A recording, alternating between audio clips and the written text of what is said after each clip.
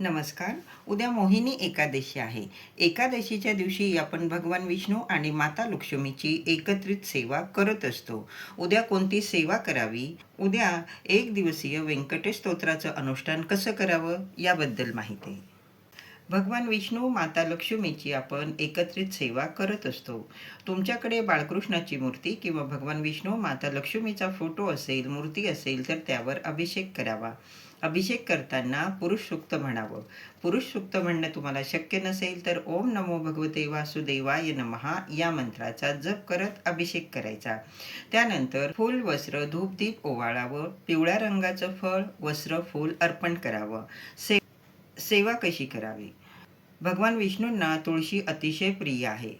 उद्या तुळशीपत्र अर्पण करून विष्णू सहस्रनामावलीचं पठण करावं. विष्णू सहस्रनामाचं पठण करावं. या दिवशी तुम्ही एक दिवसीय व्यंकटेश स्तोत्राचं अनुष्ठान करू शकता. ज्यांना करायचं असेल त्यांनी उद्या एक दिवसीय व्यंकटेश स्तोत्राचं अनुष्ठान करावं. तुम्हाला वेगळी मांडणी करायची असेल तर तुम्ही वेगळी मांडणी पण करू शकता, आणि जर तुम्हाला मांडणी वेगळी करायची नसेल तर देवघरासमोर बसून सेवा केली तरीही चालतं. सेवा कशी करायची? 21 वेळा व्यंकटेश स्तोत्राचं पठण करावं.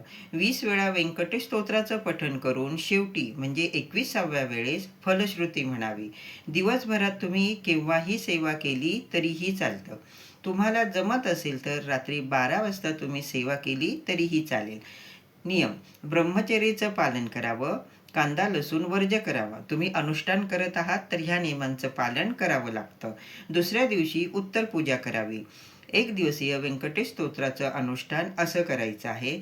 व्यंकटेश स्तोत्र तुम्ही संस्कृत किंवा प्राकृतमध्ये म्हणू शकता. जसं तुम्हाला सोयीस्कर असेल तसं म्हणावं. अतिशय महत्त्वाची सेवा आहे. सेवा करण्याचा प्रयत्न करा. एकादशीचा उपवास तुम्ही केला नाही केला तरीही चालतं, पण सेवा मात्र आवर्जून करा. धन्यवाद. श्री स्वामी समर्थ.